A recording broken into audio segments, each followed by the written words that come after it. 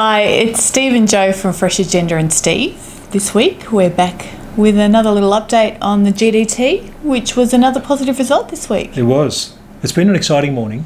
We should say that we have survived an earthquake, which has probably gone global, and nothing fell out of a bookcase behind you. You did think of creating some sort of effect, but... Yeah. We're okay, everyone. We're okay, we'll battle on. So this week we wanted to run through just some background settings as a bit of a preview to the GDT result that came out, and the usual wrap at the end with the chart of the week. Yeah. So just some settings in the background. It seems like as we go further that milk growth or milk production in Europe gets harder. So that is tightening. And then we had a print of the US production this week, which stalled. And you might have a chart on that or two. Yeah, there might be something later coming up. But that's tightened things further. And as it is, we've got pretty firm prices for fat and skim milk powder in the EU. Yep. It's been drifting up. The US market's been going sideways, and as a result, we see cheese is quite mixed. Europe is strong and fairly tight supply. Those prices have moved up quite strongly in the last little while. The US still patchy, still a lot of COVID type, disruptions type issues. Yep. But the range is tight. The bottom end has come up in the US, certainly barrel cheese prices anyway, but the top end is still pretty flat. So generally, tight supplies, demand still seems good, but the macro is getting harder. So we don't want to dwell on that, but that's complex, and the permutations could evolve from the mess in China, for instance. And the ongoing COVID stuff. So fundamentals pretty good, but a lot of uncertainty around that.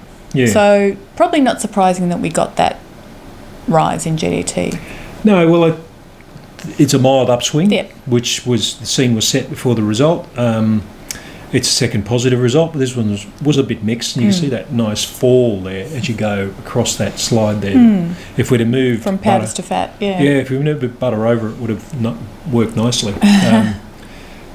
We're in a mild upswing. Certainly, the result in powders was also mixed. I mean, skim milk powder was hesitant. It was stronger earlier. Whole milk powder up consistently. The underlying values of fat and protein were stronger, so we would have expected that as well. And you can see the result in skim didn't budge the premium for New Zealand over European product. Fats though also mixed, but weaker. So first part of AMF is down a little. Butter was down across the board. We may have reached that again. That sticking point, where it gets a little hard in developing markets to afford butter at high fours. So it's gone off across the board and made AMF more expensive, or the discount relatively, for butter demand was generally good. I mean, this is an interesting thing. So there were some dramas last night in the technicals in GDT, which only got resolved. We only got fresh data about 2 hours ago. But it seems early round demand was good, but in the case of whole milk powder, it seemed to tail off. So we ended up below our average line there in that scatter plot. Skim was also fairly good, so was AMF. Butter was quite weak. And when we go around the regional buyers, there's always a lot of attention paid to this chart at the top right. That China's involvement dipped again, and we know there's stocks there. We know there's been a bit of a build-up, but others came through. So Southeast Asia took, and they're loading up with whole milk powder, so they took up the slack. In skim milk powder, we saw Chinese buyers pick up a bit. But the Middle East came in with whole milk as well, which is the other. I mean, we jump around a bit, but that's just an interesting reminder that there are other buyers out there. So it was a bit more evenly spread activity for this event, perhaps you could say. You could say that.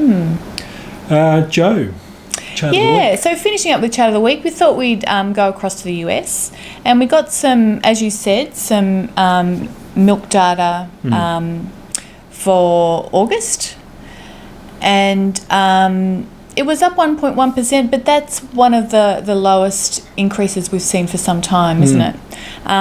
So just highlighting there that there's been quite a few cows removed from New Mexico with some big farm liquidations happening there.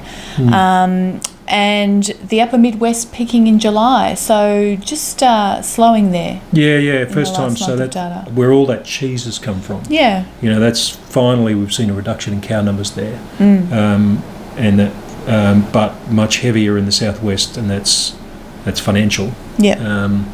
But yield coming off too. So summer we've heard that corn crop yield is a bit affected by the heat. A bit of quality issue. Probably. Yeah, and margins are squeezed. So there'll be a little bit of a pull back on feeding some of those higher value feed inputs.